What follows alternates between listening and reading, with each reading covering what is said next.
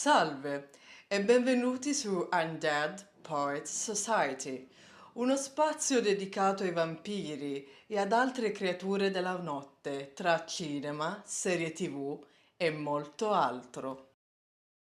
Analizzeremo la seconda stagione di Intervista col vampiro. E se siete arrivati a questo punto, nell'ultimo episodio della prima stagione, abbiamo scoperto che il nostro caro Rashid era niente poco di meno che Armand sotto mentite spoglie, un potente vampiro di oltre 500 anni, compagno e amante di Louis. E questa rivelazione ha lasciato sbigottito il nostro amato Daniel Malloy. E anche noi, a dire il vero. Nel cast di questa stagione sono stati riconfermati Jacob Anderson nel ruolo di Louis, Sam Reed in quello di Lestat, Eric Bogosian in quello di Daniel Malloy e anche la sua versione del 1973 interpretata da Luke Brandon Field e Astad Zaman nel ruolo di, come volete chiamarlo voi, Armand, Amadeo, Arun, Alice, chi lo sa. Invece, in questa stagione, ad interpretare Claudia è Delaney Hales, in quanto Bailey Bass, nello stesso periodo delle riprese, era impegnata a girare il terzo capitolo della saga di Avatar, diretto da James Cameron.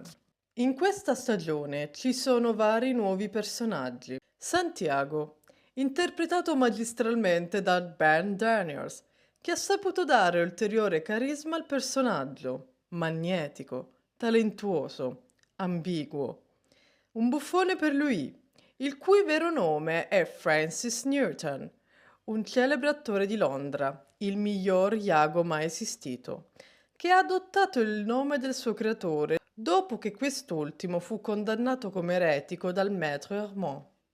Seppur il più giovane della compagnia, Santiago viene talvolta considerato il vero capo del Théâtre des Vampires. Lo stile e l'attitudine di Santiago ricordano quelle di Conrad Veidt nei panni di Eric il Grande nel film muto del 1928 The Last Performance. Come anche nel libro, le principali complici di Santiago sono Céleste ed Estelle. Nella serie, i restanti membri della compagnia sono personaggi originali, ma uno di loro necessita di essere puntato dai riflettori. Il vampiro Sam Barclay, interpretato da Christopher Greery, un tuttofare nella compagnia ed aspirante drammaturgo. Ma ahimè, le sue opere vengono sminuite o del tutto scartate da Armand. Il suo nome è un omaggio al drammaturgo irlandese Samuel Barclay Beckett, che nel dopoguerra ha vissuto per svariati anni nella Ville Lumière. Mi raccomando, tenete d'occhio questo personaggio perché ci regalerà delle grandi soddisfazioni. Madeleine Pavier, interpretata da Roxane Durand, rispettivamente al libro dove è una donna che realizza bambole e che purtroppo ha perso sua figlia in tenera età. Nella serie Madeleine è una giovane sarta parigina a cui la vita non è stata per nulla clemente. Ha perso la sorella e i genitori di tifo, ha sofferto la guerra, è marginata da tutto e da tutti, completamente sola. Ma è l'incontro con Claudia che, come un raggio di sole, illumina la sua vita e forse, per la prima volta, si sente compresa e soprattutto amata. Raglan James, interpretato da Justin Kirk, un agente del Talamasca quanto misterioso e ambiguo, che appare nel quarto libro della saga Il ladro di corpi e che nella serie darà qualche aiutino a Daniel Malloy insieme al vero Rashid, interpretato da Bailey Gill. Morgan Ward, interpretato dall'attore britannico Blake Ritson, che non è nuovo alle serie in costume. Basti pensare a Da Vinci's Demons, The Gilded Age e Il Conte di Montecristo. Nel libro Morgan è un pittore inglese in viaggio di nozze con la sua amata Emily, mentre nella serie è un giornalista del Daily Herald inviato in Romania durante la Seconda Guerra Mondiale. Emilia, interpretata da Stephanie Hayes, una donna rumena che aiuta Louis e Claudia a ripararsi in un bunker per proteggersi dai tedeschi, da lupi, mine nel terreno, pericolose creature del folklore o qualcosa di peggio. Il suo nome si rifà alla Emily presente nel primo libro e, anche nella serie, sarà la compagna di Morgan e, ahimè, avrà il medesimo destino. Nicolas Delenfant, interpretato da Joseph Potter, conosciuto anche solamente come Nicky, un giovane e tormentato violinista, amico di Lestat sin dall'infanzia, e anche il suo primo vero amore. Come narrato in Scelti dalle tenebre, i due amanti achillei si trasferiscono a Parigi e dopo aver ricevuto rispettivamente il dono oscuro, fonderanno il Théâtre des Vampires. Felix, interpretato da Gabriel Freilich. Seppur viene introdotto nella serie come un vampiro novello e aiutante di Lestat, il suo nome è una reference a Felix, uno dei vampiri superstiti della congrega parigina dei Figli delle Tenebre, guidata da Armand e Alessandra, che, una volta che la setta viene distrutta da Lestat, come raccontato nel secondo libro, si unisce assieme a Elénie, Laurent ed Eugénie alla prima formazione della congrega del Théâtre des Vampires. In seguito, come citato nella Regina dei Dannati, si unirà alla Fang Gang del vampiro Killer, dove vi troviamo anche Baby Jenks. Felix fa anche un cameo in un episodio della seconda stagione delle Streghe di Mayfair, incontrandosi a Jackson Square a New Orleans con l'agente del Talamasca Crispin Reeve. E ora passiamo all'analisi degli episodi della seconda stagione.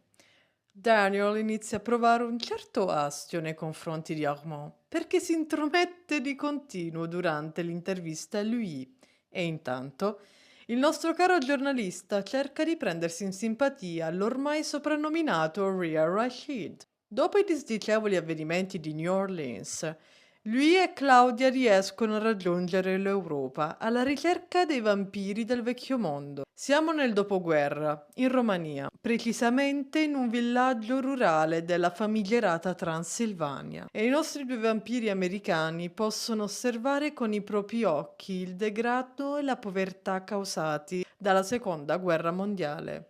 Storicamente parlando, nel 1944 i soldati sovietici hanno occupato la Romania, scacciando i tedeschi.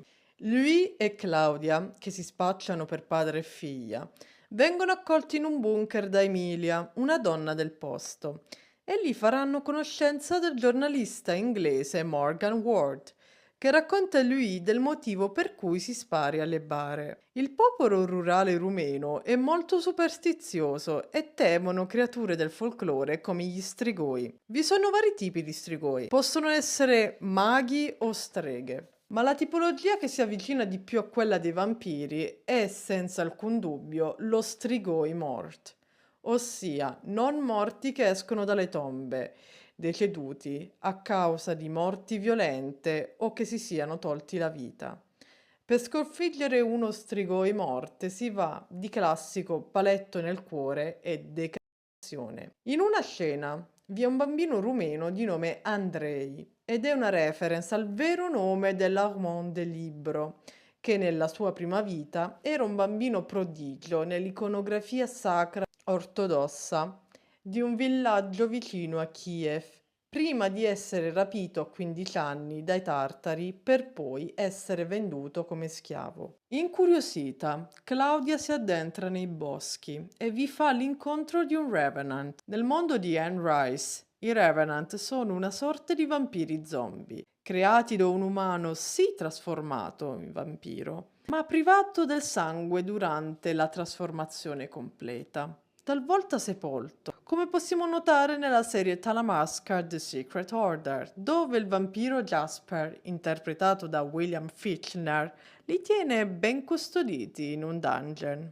Come nel libro, lui prova dei sensi di colpa riguardo a quello che ha fatto Lestat e con tutto il cuore spera che sia sopravvissuto e tale desiderio è così forte che lui se lo trovi davanti a sé come una visione, addirittura discutendo. E nella serie questi momenti saranno molto frequenti, a tal punto che il fandom ha dato a questa figura onirica il nome di Dreamstat. Prima di lasciare la Romania per dirigersi verso la madre di New Orleans, ossia Parigi, lui e Claudia incontrano un'anziana vampira di nome Daikana, che dall'aspetto è molto simile ad Alessandra, la vampira che, assieme ad Armand, era a capo della congrega dei Figli delle Tenebre di Parigi. Nel libro, lui e Claudia raggiungono Parigi durante gli anni di Napoleone III, ossia fine Ottocento, mentre nella serie nel 1946, dove lui inizierà a dilettarsi come fotografo. Durante una passeggiata notturna vicino a un parco, lui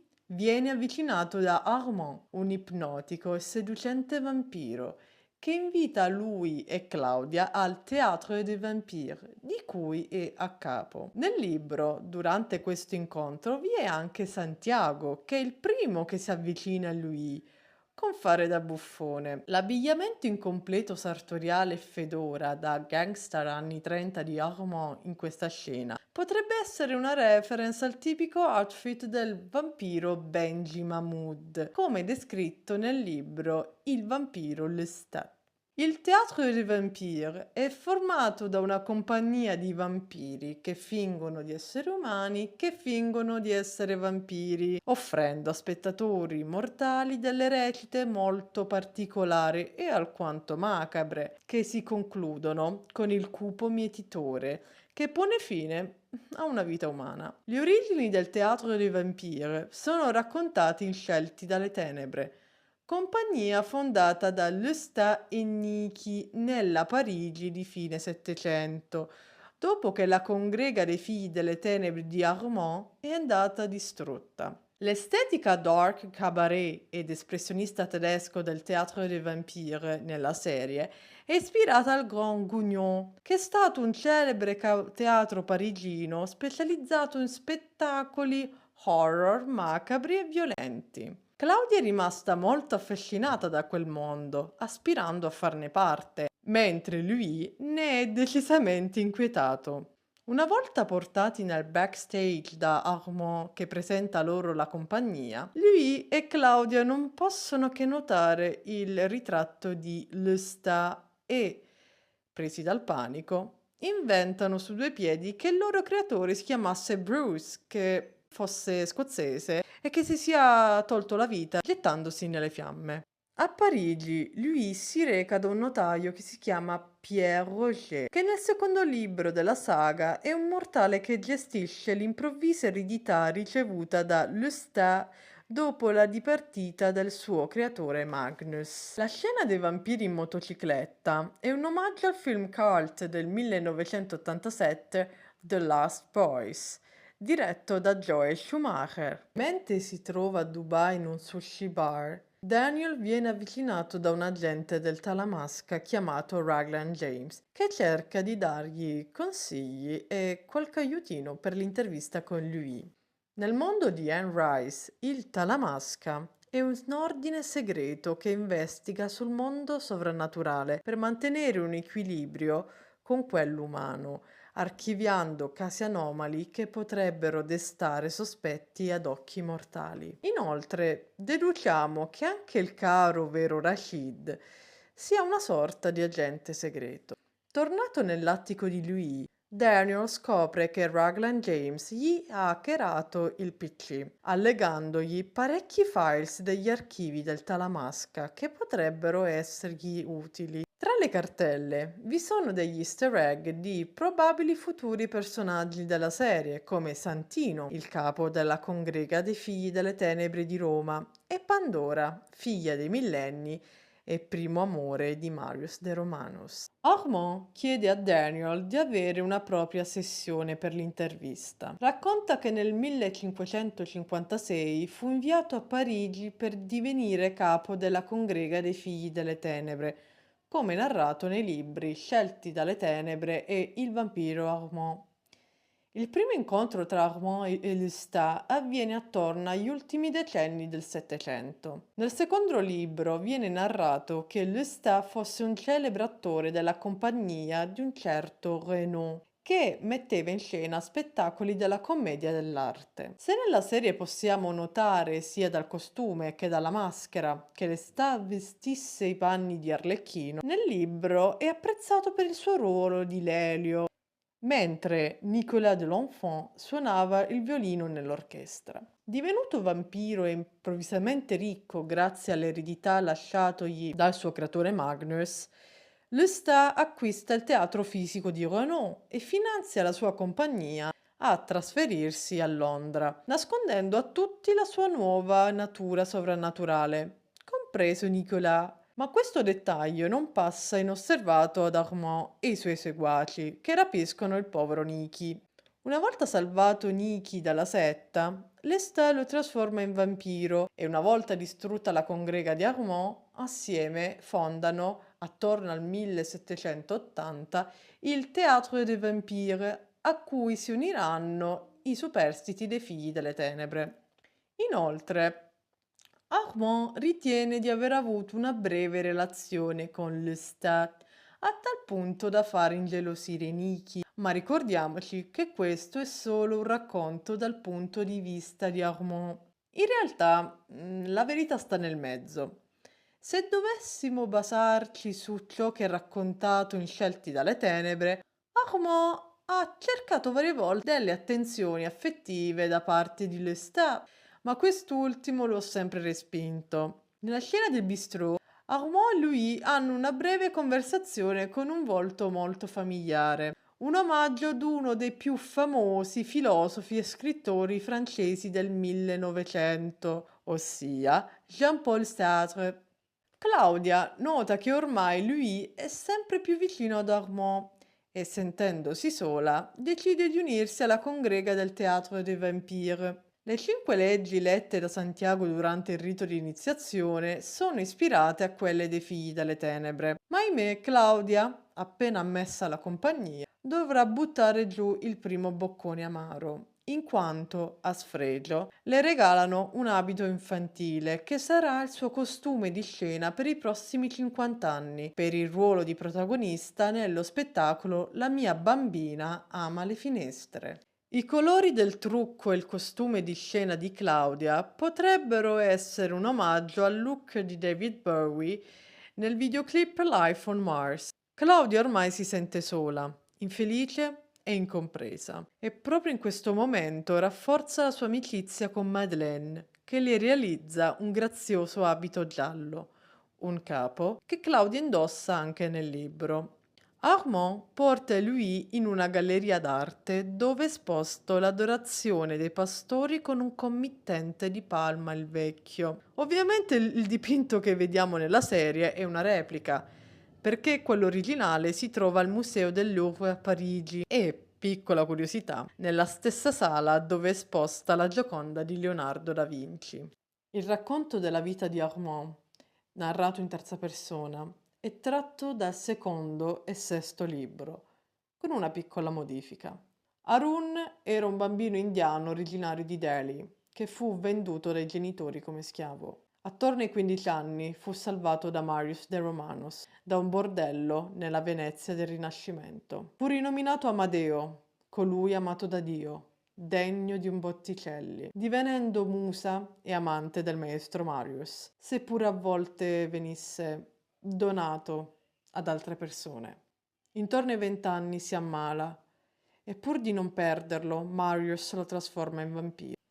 Una notte i Figli delle Tenebre danno fuoco a Marius e al suo studio, rapendo Amadeo, cambiandogli ancora una volta il nome, in Armand, perché, in quanto adoratori di Satana, quel nome era troppo blasfemo per le loro credenze. E fu così che Armand fu mandato a rimpiazzare Magnus come capo della congrega di Parigi. E il resto è storia.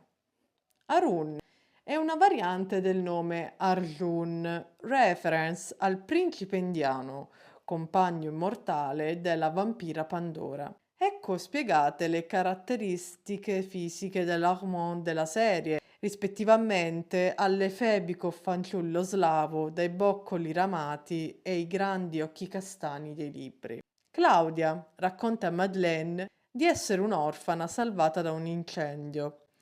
Reference a un evento accaduto a Rose, figlia adottiva mortale di Lestat, da lei chiamato zio Lestan, che venne salvata da un incendio proprio da lui mentre si trovava in un istituto femminile, come citato nel libro Il principe Lestat. Intanto, Santiago ha trovato i diari di Claudia, scoprendo alcuni segreti riguardante cosa sia accaduto a Lestat, il suo creatore. Sono il favorito del diavolo che realizza ogni mio desiderio.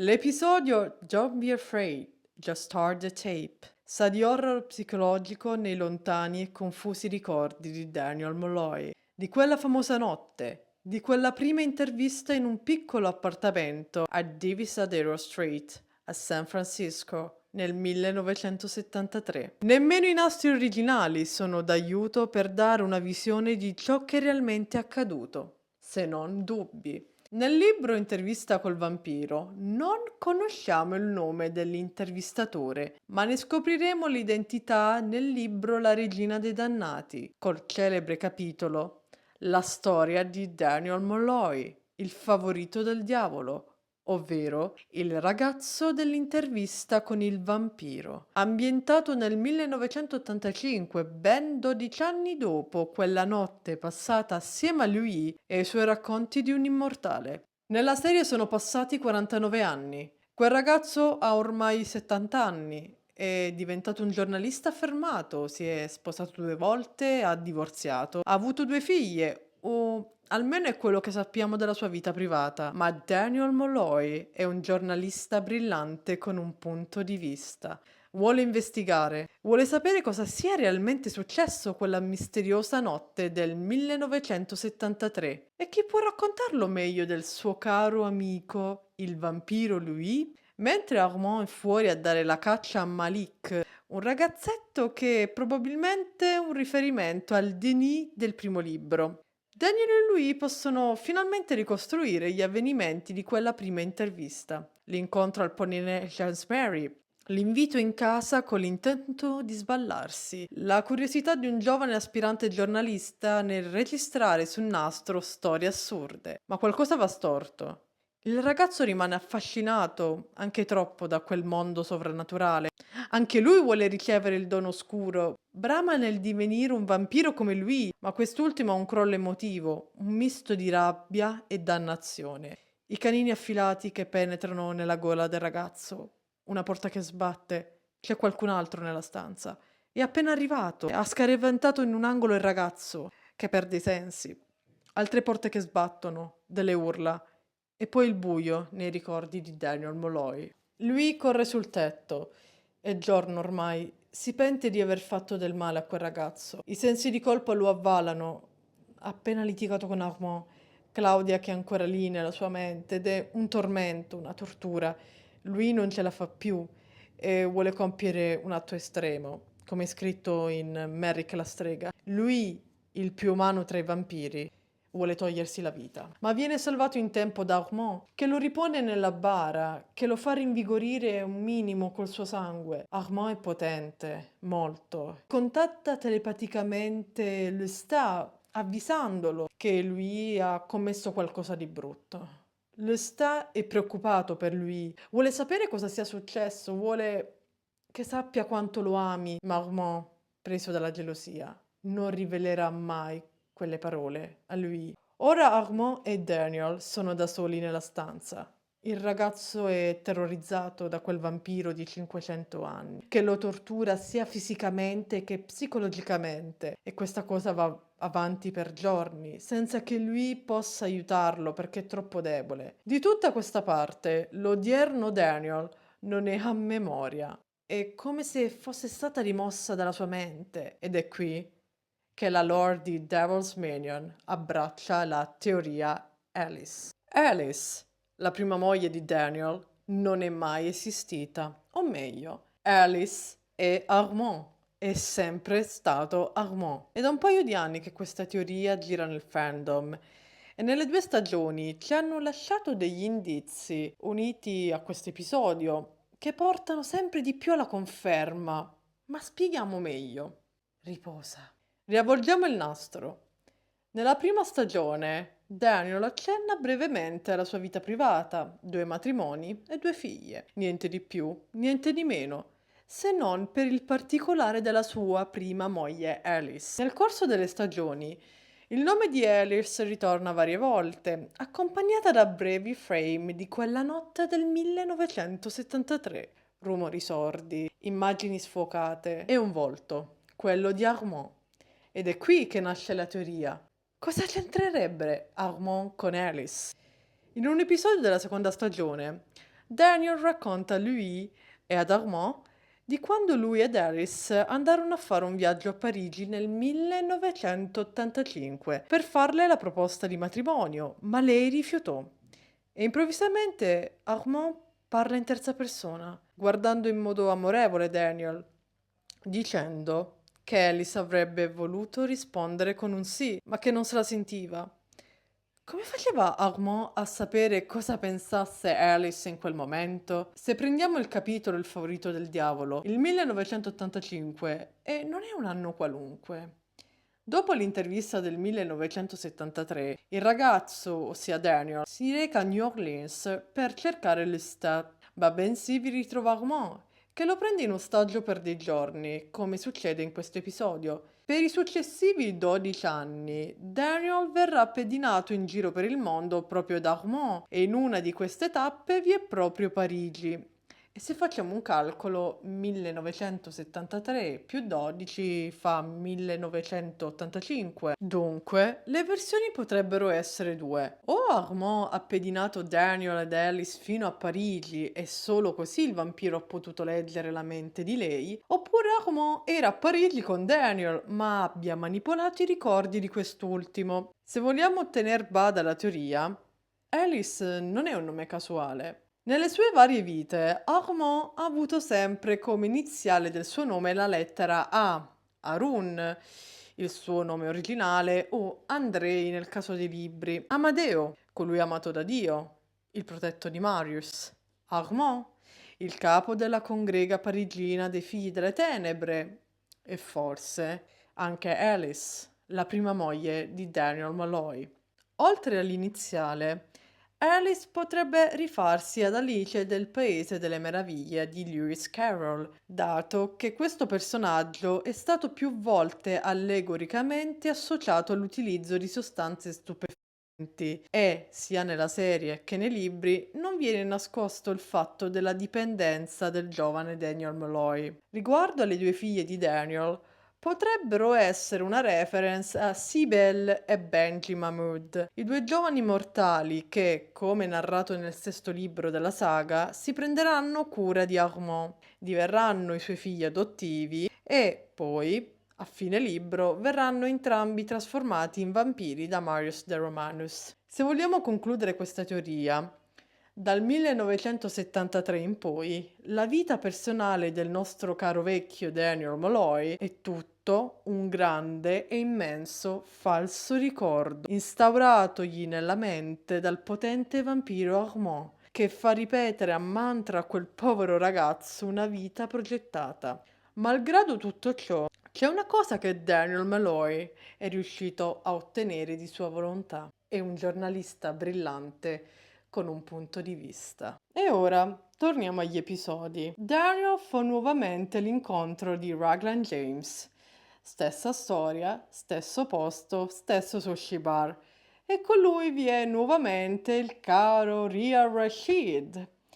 Inoltre c'è una piccola teoria riguardante una frase che Raglan James dice a Daniel. Gli consiglia di stare attento ad Armand rispetto che a lui. La teoria sta che potrebbe esserci stato uno scambio di corpi tra Raglan e Lestat, come viene nel quarto libro della saga, o semplicemente è solo un agente del Talamasca che non riesce a tenersi la bocca cucita. La sceneggiatura del vampiro Sam, Waiting for Godot, Guido, è una reference a un'opera teatrale del drammaturgo irlandese Samuel Barclay Beckett intitolata Waiting for Godot.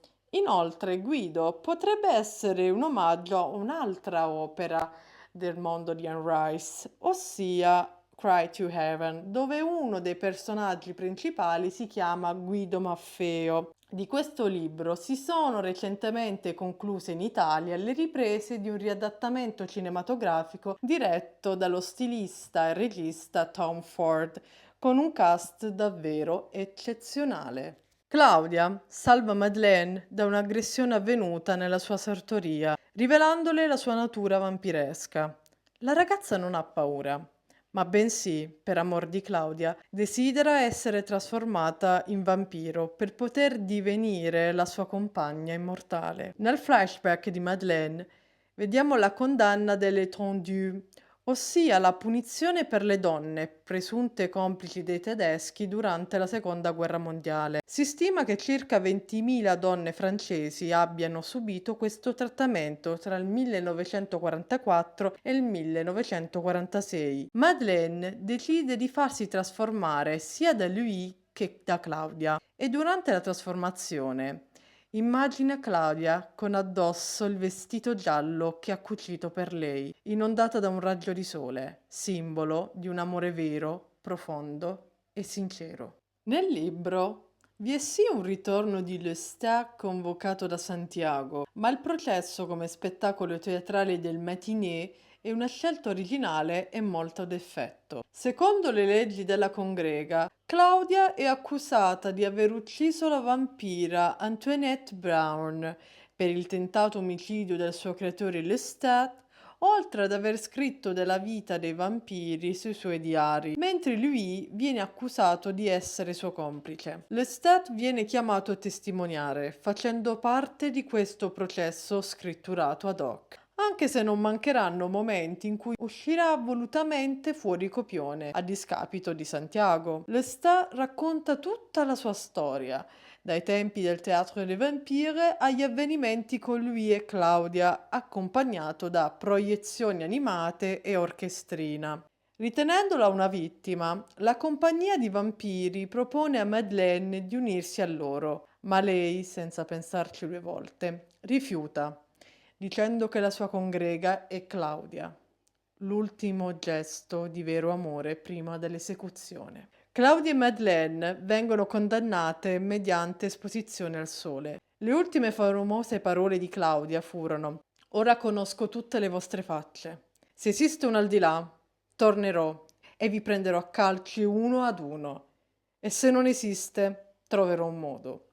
Bene, Claudia l'ha trovato un modo, dato che in vari successivi libri della saga ritorna sotto forma di fantasma, tormentando chi è rimasto di qua. Lui viene esiliato e, a quanto pare, i grandi poteri mentali di Armand hanno permesso di far cambiare decisione a coloro che erano presenti al processo. Durante l'esecuzione, Claudia si volta un'ultima volta verso Lestat, cantando I don't like windows when they're closed, ossia il brano del suo spettacolo al Théâtre des Vampires. Come nel libro, Claudia morirà con addosso un vestitino giallo. Lui non assisterà all'esecuzione perché, dopo il verdetto, viene immediatamente allontanato, richiuso in una bara riempita di sassolini e murato in una catacomba sotto il teatro. Lui viene liberato da Armand e, affranto dal dolore e colmo di rabbia,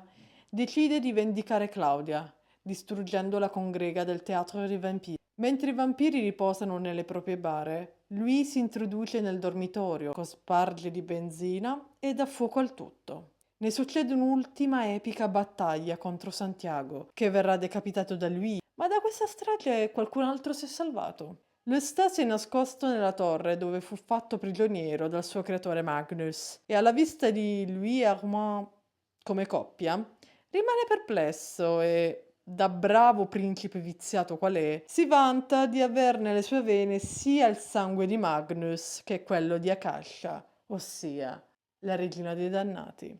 Un altro vampiro della congrega che è sopravvissuto è proprio il caro Sam Barclay, che a quanto pare Anche egli è un agente del Talamasca che ha fatto consegnare a Daniel il copione originale del processo con degli appunti dello stesso Armand, dove si può leggere che aveva deciso anche per la morte di lui, oltre a quella di Claudia e Madeleine, e che in realtà sia stato Lestat a usare i suoi poteri per salvare la vita a lui. Lui è furioso, si sente profondamente tradito da Armand che gli ha raccontato menzogne per ben 77 anni. In brevi parole, Armand non ha assistito allo spettacolo, ha diretto lo spettacolo. Lui ritorna a New Orleans e durante un tour al quartiere francese, la guida turistica cita un certo Sebastian Melmoth e nel libro Il ladro di corpi